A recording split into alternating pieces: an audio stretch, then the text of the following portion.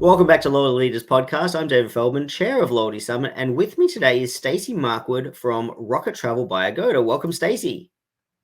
Hi, David. Thanks for having me. Look forward to our conversation today. It was great seeing you just a few weeks ago in Chicago for Loyalty Summit in Chicago, and we had a great discussion there.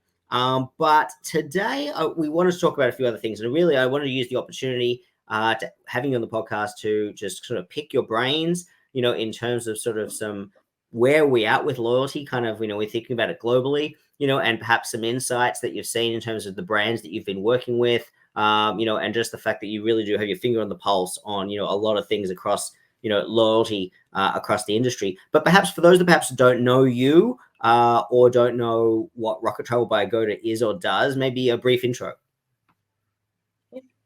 Sure. Staci Markwood. I currently am Vice President of Global Partnerships and also New Business Development for Rocket Travel.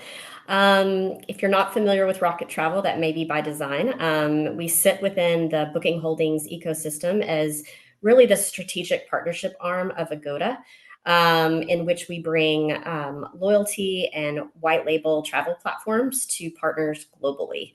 So we're definitely on the back side of that, but a powerhouse of technology, so to speak, and also very in-depth knowledge from a loyalty standpoint in the way that we're driving value to our partners all over the world. So, Staci, when people think about Rocket Travel by Agoda, really the way to think about this is this is Rocket Travel by Agoda is a B2B brand, That's right. as part of sort of the booking group, the consolidated group, but really this is a B2B sort of section of the group of companies. Is that right? That's right. And I think when you think about typically folks have a very good understanding of Booking Holdings overall and some of our more, forward facing consumer brands, whether that be Priceline or Booking.com or Agoda in the APAC region. We really support that. We can leverage the powerhouse of who Booking Holdings is as a group, bringing in those key learnings, all of the goodness that we have from that capacity as one of the largest OTAs in the world, and bring that to our partners on a global landscape. So, talking about the global landscape, and we spent a lot of time in Chicago, across the 2 days of Loyalty Summit, sort of talking Right. about some of this as well. But when we think about loyalty, I mean, I guess two things, two parts to this question here. You know, uh, we spend a lot of time talking about where is loyalty at right now. There's obviously technological advancements. Anybody who's a member of a major frequent flyer program right now, or a hotel loyalty program, has seen a lot of changes in the last few years. Not just the pandemic, but if we use the pandemic as a point in time and we think about before times and sort of since, it's just been a lot of changes. Some would perhaps argue maybe not necessarily member friendly. Others will say it's just change is inevitable. It's just part of what it is. So I think the landscape of loyalty is changing. But we've talked about global as a keyword a few times already in our introduction. And I wanted to pick your brains, sort of given your unique level of insight, into differences, not just the loyalty landscape going forward as we approach 2025, but also differences in regions, in terms of perhaps how brands are approaching things or how even members look at loyalty. Can you speak to that at all? Absolutely. And I think taking it up to the first part of your comment, we have to look at the current landscape of travel overall. So obviously, the pandemic was highly impactful at the global level, right? We've seen occupancy levels that continue to decline. Obviously, travel came to almost a complete halt. Even occupancy levels last year began to decline somewhat, but we've seen those come up quite aggressively in early 2024. When you think about visits from Europe and North America, we've actually exceeded pandemic levels. And so we are back to definitely a pre-pandemic stance. However, it looks different across the rest of the world. So as things slowly started to open, like Middle East and Africa, they're about 90% in outbound travel and picking up to those pandemic levels. Where we see the biggest growth, where we expect to happen over the next, into 2025, early 2026, is Asia Pacific. So they haven't fully recovered yet, but we think that the travel from growth from that perspective is really where it's at. And I think you hit the nail on the head when you think about loyalty from a global lens. It's alive and well. And our partners know this. Programs and brands know this, and they're really leaning into it. So that's exciting. But it definitely looks very, very different by region. So United States and Europe, obviously loyalty is a major driver. It's very well known. It matters a lot to the customer. We've recently launched a new partnership with Miles & More, which is the loyalty program for Lufthansa and some top airlines in the Europe region. There is such an affinity to the currency, which is really driving good growth for that program. And it's very indicative of what we're seeing with a lot of US-based airlines, financial institutions, et cetera. And so, for example, there's like a 30% take rate for people wanting to consume the ability to earn extra miles and currency. And so we really lean into that when we think about loyalty and the way that we're serving up various promotions and opportunities to customers.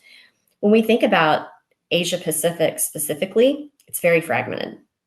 In fact, there was a recent study and survey done where 60% of Asia Pacific individuals actually participate in loyalty, but they do it all across the board. And they usually do it only to receive discount. So when you think about loyalty and like from an earning standpoint or redemption, it's very, very different. And so we have to lean into how do we give the customer what they're looking for to try to capture that loyalty from that perspective.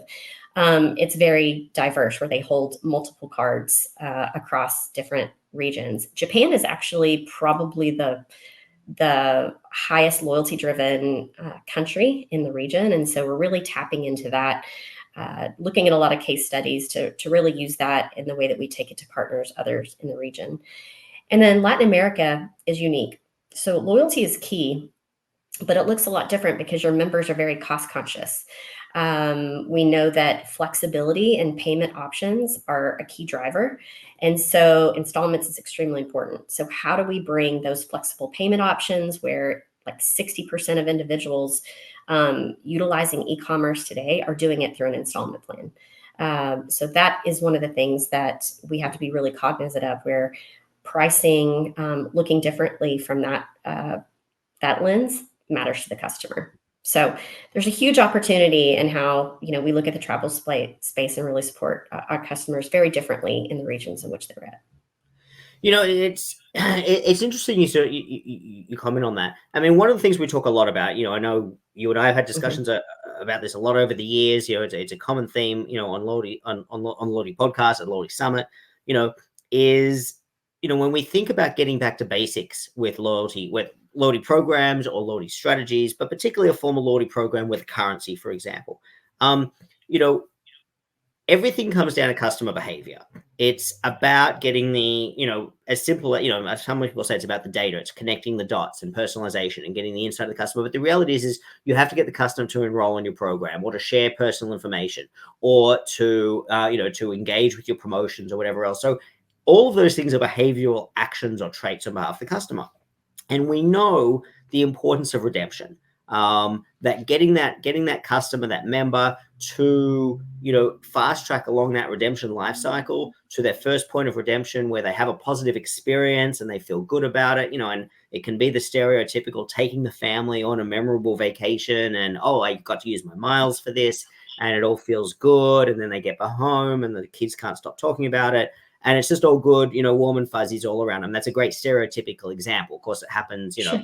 many, many ways. It could be simply getting your free coffee at Starbucks, right?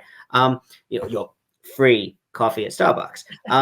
But the truth of the matter is we know that the perception of that positive experience is incredibly important and paramount in terms of re-engagement. So we know that is very true in terms of the more positive the redemption experience, the higher likelihood and the higher rate of re-engagement, faster re-engagement into a program. But a slight twist on that is also the perception of value, right? It's not just about positive experience and feeling good. It's a perception of value. And I can't remember where I saw a study recently. You may have seen the same study, but I saw a marketing study that came out recently that put some numbers around this in terms of really, really high. We're talking 80s and 90s percentage points, in terms of likelihood to re-engage faster, to spend more, and to share positive experience with others. And obviously there's other measurements. We've seen this in NPS reports and things like that as well. Given the brands you work with and the mountains of data that you work with on this as well in terms of re-engagement, repurchase behavior, can you talk to that at all? And are there differences in regions in that behavior as well? Yeah, there's a lot to unlock at that. So, simple answer is yes. And we talked a little bit about this in Chicago, right? So we knew, let me go to the first part of that where we talk about this re-engagement, because we know that loyalty is key, and we all typically think about earning as the first lever in that. And I think there's a couple of layers to look at. So earning is key. And how do we differentiate like unit economics or value proposition to the customer? That's extremely important. And that can vary by region. So take, for example, are we offering a discount plus the ability to earn, where we're meeting that cost conscious traveler, whether that's Asia Pacific or Latin America? Very, very critically important. And also what we talked about earlier, those payment strategies. Being able to offer up this flexibility and customization, because it's very unique in this deep localized merchandising, right? For example, I think about our promotion strategy recently, where we shifted to Enrich Hotels, which is Malaysia Airlines loyalty program. And so we had always focused just on the loyalty piece, but we hadn't really brought in more of the airline element into that. We began to look at more promotions based on destination travel and what it was important to the airline. We looked at different case studies and tested out different promotions based on where these travelers were going or where they held status within the program. It was very unique. Within about several months' time, we were seeing a 60% increase in our promotion behavior. So what did that look like? Almost 40% increase in bookings per day, and a 40% evaluation benefit to the loyalty program overall, because there is such this affinity to travel, but we were able to personalize to the region, to the individual, on what they were looking to do. So I think that's key as well.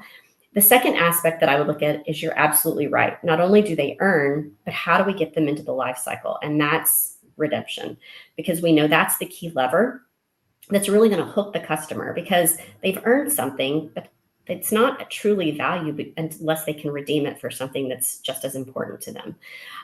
So showcasing these redemption opportunities, whether that person is new into the program, where you look at split tender offerings, things of that nature.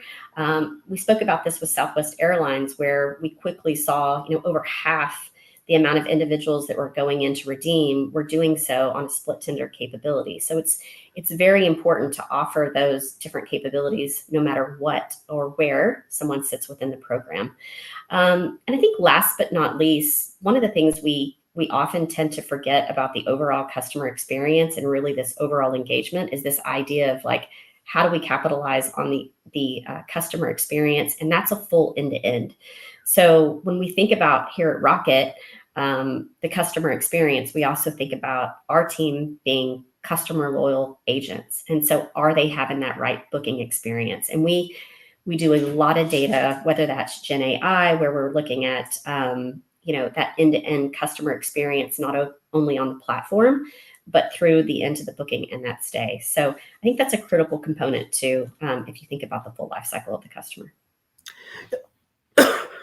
What about where technology fits into this? I know we spent a lot of time in Chicago talking about this as well, but Yeah. Obviously Gen AI is the flavor of the month right now, and all the rest. But technology has played a big part in everything that we've been talking about for quite some time. Both on the positive and negative side. I mean, even if we're talking about integration with brands, there's technology barriers there as well, which can impact the member experience, or even act as a total barrier to be able to offer these kind of these kind of member redemption experiences, opportunities that we're talking about. But looking at where we are with tech nowadays, and my part two of the question will be the next buzzword, which will be personalization. But let's not get to that yet. When we think about Gen AI, when we think about just where we are technology now, the ability to integrate into existing programs, for example, can you talk to that at all? And also from the member perspective, obviously, mobile first adoption has been a huge thing, for a long time now. That's not going anywhere. Does it really matter anymore? These sort of questions, what's sort of top of mind for you here? Yeah, that's a great question. I think let me start off with Gen AI. And I think if you think about overall for brands and what they're looking at today, there's a lot of different organizations out there that offer white label technology and things of that nature, but finding that right partner is key. And I think that's where Rocket Travel really wants to focus, and that is being flexible in the customization and also the technology and the innovative tools that we're using to drive that right behavior. And so when I think about Gen AI, and I know we talked about this in Chicago, you have to be constantly testing and evolving. It is not a set it and forget it for any program, and it shouldn't be, because every program, every customer is different, and you have to meet their needs and looking at what that is most relevant and interesting to them. A couple of ways that I think about that. One is machine learning driven personalization, right? So it's leveraging machine learning to say, I know who this customer is. I've seen them before. We can use AI to do that, to serve them up destination content that's relevant to them, knowing on previous stays or history or searching behavior. We have over 120 different sources that we look at through AI and Gen AI that helps us serve up the right content at the right time to the customer that matters to them most. And I think that's where utilizing Gen AI can be really key. There's a couple of other areas. We've invested millions of dollars in the use of this technology. Not only does it help us on front end optimizations, which is very important for the customer, but also how we utilize customer service on the backside. So ensuring that seamless transaction all the way through. Maybe there's a disruption. Let's hope that they're not, but we want to make sure that customer is satisfied all the way through the process. We also look at content and reviews. So we have millions of reviews that are tested, tried, and true. And we want to make sure that it's a truly valuable resource to the customers that hit our platforms. So that's another way. Looking at security or fraud measures, right? So we don't want any bad actors out there, but they do exist. So the use of Gen AI is one way that we can actually monitor that and ensure that we minimize disruption to the customers that are actually, looking to book and what they're looking to do. So those are just a few ways.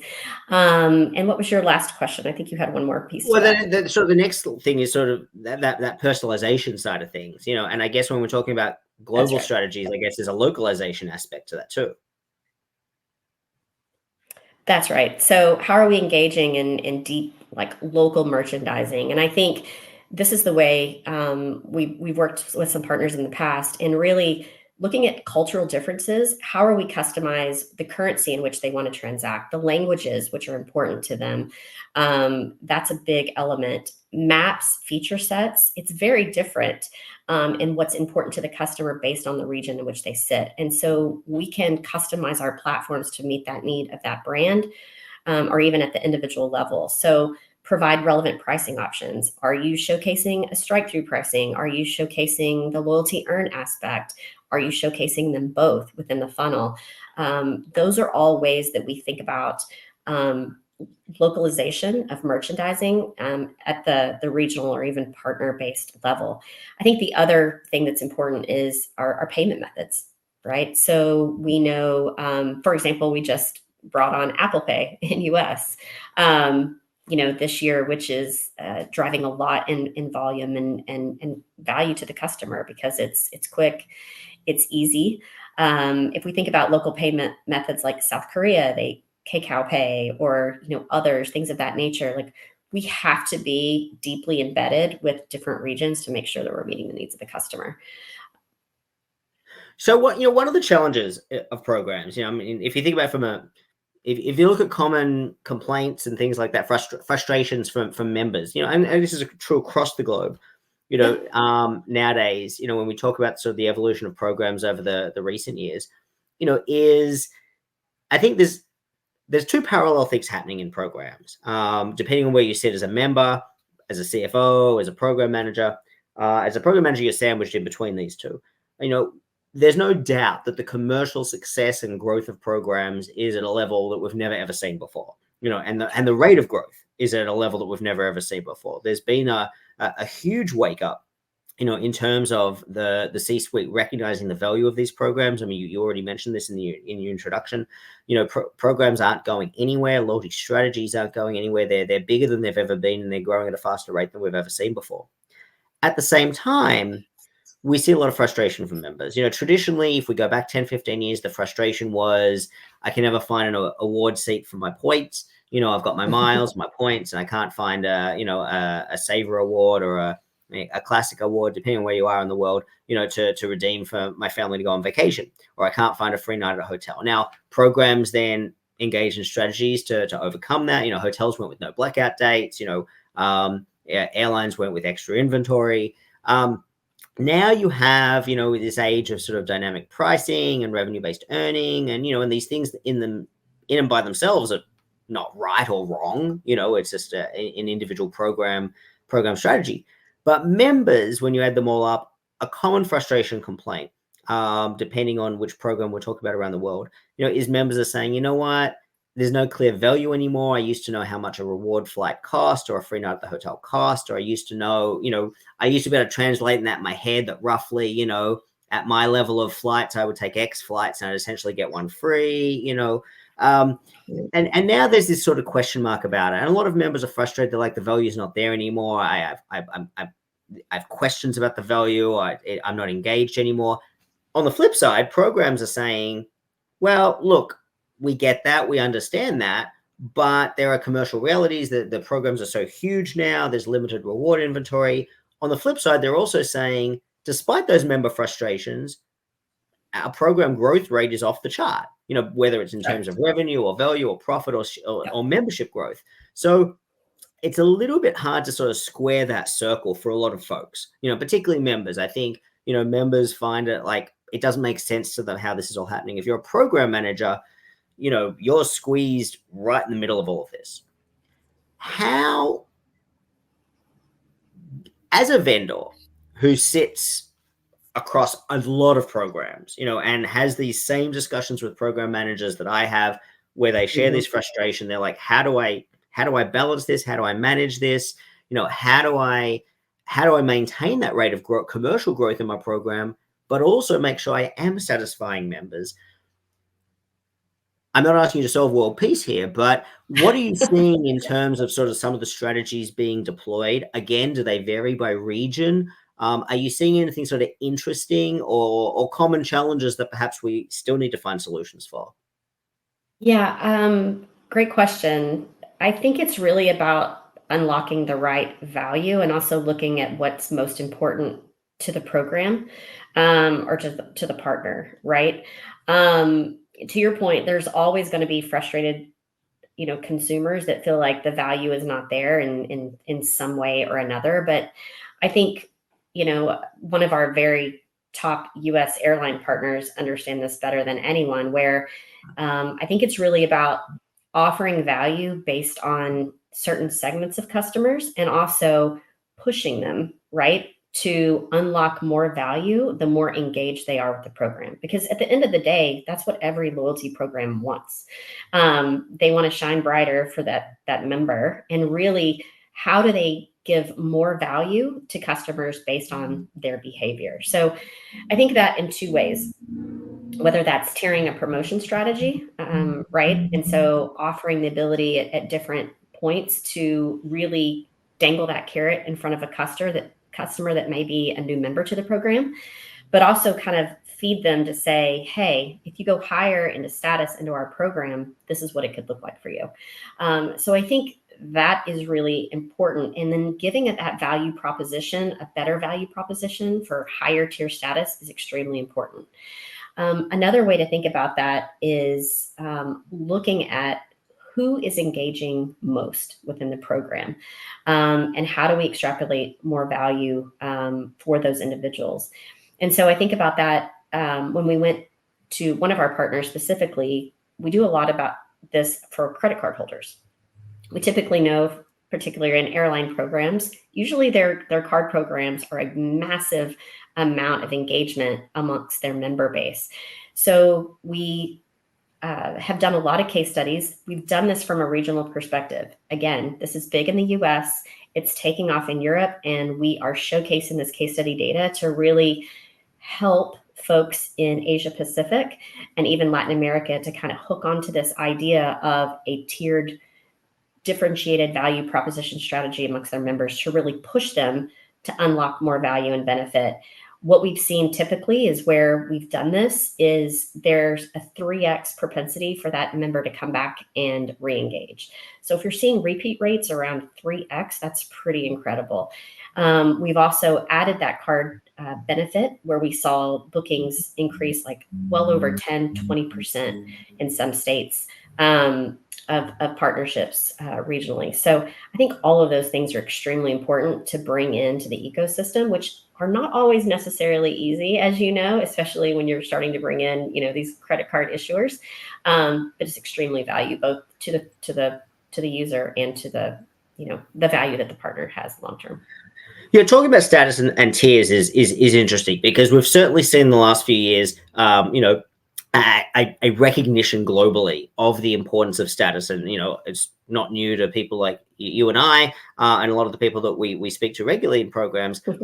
But there's been this wider organization and brand and partner recognition of the importance of existing status holders and the value that they actually contribute. Previously it was just, this person stayed a lot or this person flew a lot. We'll give them some lounge access or we'll give them an upgrade. That was sort of the extent of the relationship. And I think there's been this recognition and understanding that these are your most valuable customers, not just because they fly a lot or they stay a lot. It's the value commercially is much deeper and broader than that. But That's also right. that group of people is attractive to a competitor. But also it's not just as simple as saying, hey, these people are important because they fly or stay a lot. We're going to concentrate on them. We're going to fire everybody else as a customer, which was this really bad consultant trend a few years ago. I don't know where that came from, but I'm glad that's gone out the window because programs have realized that was very bad advice. And it's much more valuable to take all your customers, including your first timers, and to your point about prodding them along that journey and along that ladder as much as you can. Now, not everybody is going to be able to be in your top tier or be your best spending customer, for example, but everybody has a capacity. And if you can get them to grow their affinity for the brand and to give you that maximum share of wallet they're able to contribute, all of a sudden now we've got this focus on program managers about how do I deepen engagement? How do I broaden that engagement? So to your point that you were just talking about, in terms of deeper engagement, and hopefully if that relates to tiering and status, then that fits in nicely, particularly in relation to travel programs. Do you have any other insights that you're able to share, from partners you've been working with in terms of examples of how tiering can drive deeper loyalty or broader engagement in programs? Yeah, there's a couple of things we've seen, as I shared on the co-brand side, we saw, we know that for a lot of programs where we brought in those co-brand initiatives, it's usually about 83%, which are your highest, most engaged members. And we see that there's a lot of different variations where they've extended their length of stay, they spend more, so higher average order values per spend. And all of those things are extremely relevant to partner value, et cetera. We've also brought in different, looking at different tiering strategies, as we talked about, through redemptive capabilities. So different value based on your tiers. And so one case study, we made a quick switch in our strategy, whether it be redemption factor or tiered strategy, and looking at extrapolating more value for higher tiers. We saw individuals very quickly pushing to get to that next status level, which is to unlock that benefit. And most recently, we saw conversion go up over 20% just by making a slight adjustments. And so I think programs can look at doing that on a promotional basis, or really maximizing the opportunity to drive marketing to really entice those individuals at those lower tiers. One of the things, and I know this sounds simple and most people understand this well, but where we've had email was a big driver in the past, right? Mm-hmm. We can't lean on that anymore. I think people have kind of just, quit looking or quit reading because we get so many emails, right? And so I think finding a partner that can help you in that overarching marketing strategy is critical. And so it's even individuals, no matter where they sit in the program, whether it's abandoned cart or offering a promotion to come back and tease them to come back and make a booking and start to engage with the program that way is critically important. Welcome series, because we know that airlines and even basically financial institutions, you only have so much areas in which you can begin to showcase opportunity to the customer. So I think it's finding those permanent, relevant touch points to help drive engagement. And we know that it has to be a full omni-channel marketing strategy as well. That makes, I mean, look, that makes a lot of sense, and I think that programs would every program manager that I talk to would agree with all of those challenges you've identified.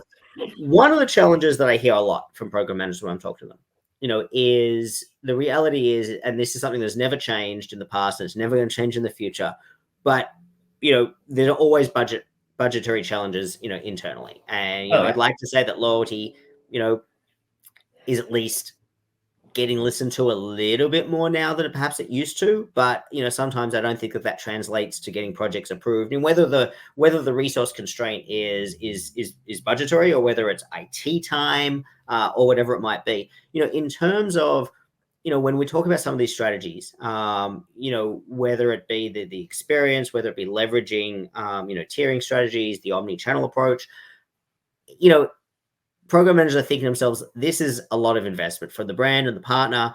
How can program leaders make a better business case to get Right. these things over the line internally, in your Yeah, experience? and I think that's where we really lean into our partners, and I think you spoke to that a little bit earlier, because we sit on so much data, right? As part of Booking Holdings overall, and then the vast amount of partnerships that we have globally, we sit on a lot of data, and so we know that specifically with airlines, there's been decreased profits, as of Q2 2024, and so they have to find other ways to extrapolate more value for the airline overall. So whether they're grounding planes or they have less routes or things of that nature, they're leaning into ancillary. So they're leaning into partnerships like Rocket Travel to look at the full, the full trip of their customer to help drive that cash to the bottom line. I think there's a couple of things that we have to help look at and ensure that adding additional touch points at very unique places doesn't cannibalize the core nature of their business in any way. For example, we worked on a key placement for a partnership where we had essentially always marketed on the loyalty side. And so you would link out, and it was very hidden for the customer to go in and try to find, where do I transact or how do I get there if it's not via an email? So we had a very forward facing opportunity on the homepage for the airline. And I know that sounds crazy, but we went through a lot of testing and optimization, and immediately saw an increase of over 30% of the bookings coming from this one touch point without any cannibalization to the airline. So I think it's actually building that trust through data that's very, very important. And to say it doesn't have to be more emails, it doesn't have to be, variant things like that. And you touched on this before, mobile is becoming increasingly important. More individuals than ever, and usually it's a shift to a majority of individuals are on mobile rather than desktop. And so being able to highlight, a travel platform such as what Rocket provides to many of their partners is critically important. And typically having an app icon has driven 11% increase in bookings just by adding some type of banner, an icon, or something to give that added visualization to the customer. Any final thoughts, sort of, we haven't talked about or sort of left out from any of the topics? We've covered a lot today, but just We before we are. wrap up, so is there anything else, that you feel is relevant to add in? And again, your broad experience working with multiple brands, I think one of the challenges for a program leader, is that you spend so much time inside your organization. I mean, I like to say inside the building, but not everybody's inside the building 7 days a week now, or every week. But the challenge is and this is something that I think comes through in our discussions at Loyalty Summit all the time, is there's a recognition, that, what, all of the other program leaders, all the other brands are facing the same challenges. And when everyone gets in the same room and it's just like, I'm glad I'm not the only one facing this. You sort of get to see quite a lot of that. Are there any other sort of insights or things you want to sort of, as we sum up, add in that we might not have covered yet? Yeah, I think I would leave it with the audience to, lean into the experts in the field, right? We know loyalty on a global scale is continuing to grow. I think it's only going to continue to grow over the upcoming years because we know there is such an affinity for travel within customers. Discretionary spend that they have, there's plenty of studies out there that are showing that individuals are choosing to use that on travel. And so when partners and companies are out there looking for the right partner, do your homework. Lean into those companies that have that very, very strong subject matter expert, that have the expertise across, multiple brands that can really ensure that you're working with the right partner at the end of the day to not only understand your business objective, but that can be flexible and shift because it's ever evolving, right? And so you need a partner that can do that with you. And so I think that's extremely important.